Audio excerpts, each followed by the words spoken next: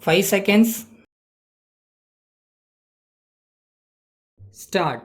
Mr. Speaker Sir, I am glad to participate in the discussion on the railway budget. We have been hearing several interesting points raised by the honorable members during the last 2 days. The honorable member who initiated the discussion from the other side made an appeal for increased allocation for the railways in the 6th 5-year plan. I think this is the crux of the matter. There are so many demands made on the railways and there are so many problems that they have to face, but they cannot do so if they have not sufficient money. I think the planning commission has been rather unfair to the railways. I would only add my appeal to that made by the other speakers that this matter, even at this stage, should be reviewed and more funds should be made available to the railways for carrying out the important schemes which they have before them. Particularly, I would like to mention about the construction of new railway lines. A very small sum has been provided for this purpose in the budget proposals. I request that it may be substantially increased.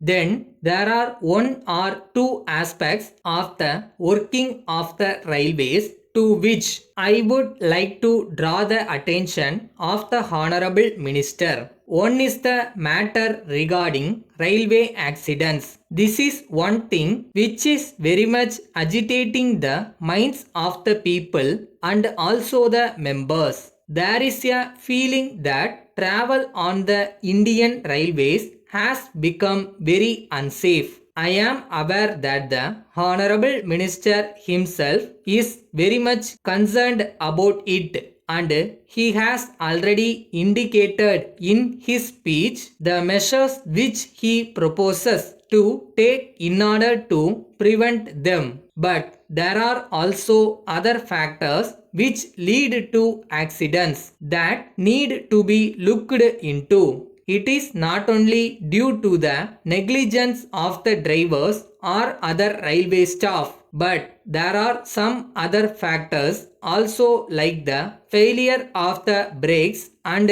various other things. I think these require to be looked into. Here again the question of funds comes. I find that only a very small amount has been provided for the renewal of tracks. It was mentioned in the report that tracks required to be changed.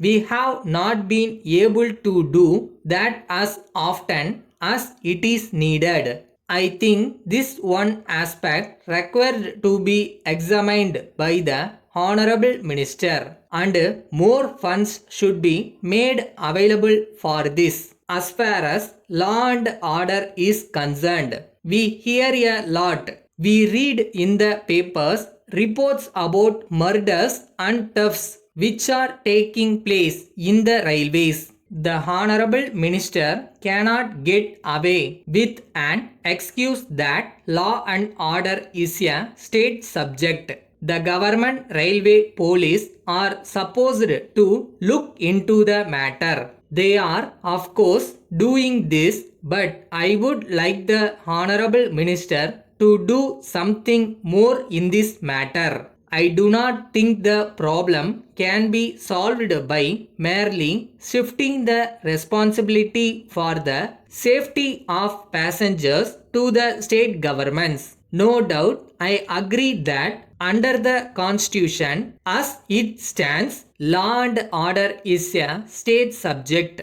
But at the same time, we know that this parliament is supreme and we can even change the constitution if necessary. My point is that something should be done in the interest of the people to see that the protection of life and prosperity of the passengers is made a direct responsibility of the railway ministry. With these few words, I thank you and conclude my speech. Letter dated 1st April 1980 from Mrs. Balu and Company, Madras, to Thiru K. Mani, 5 Gopal Street, Madras. Dear Sir, we thank you for your letter, which we have just now received. We are glad that you have decided to ask us to supply you the necessary goods for your new house in this city.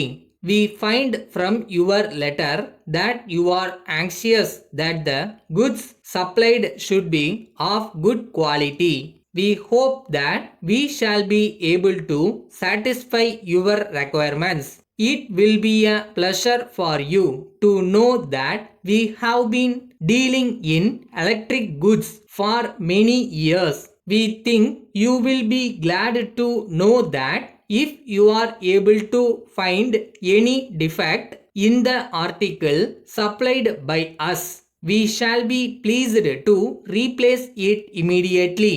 In fact, there has been no complaint from our customers. We would like to inform you that we shall undertake any electric work. You may kindly note that it is not necessary to make any advance payment to us for this purpose. We assure you that if you can give the work to us, we shall be able to do it satisfactorily. As soon as we receive the orders from you, it will be possible for us to take necessary steps in regard to the matter. In the circumstances, we hope that we shall receive your orders at an early date. Yours faithfully.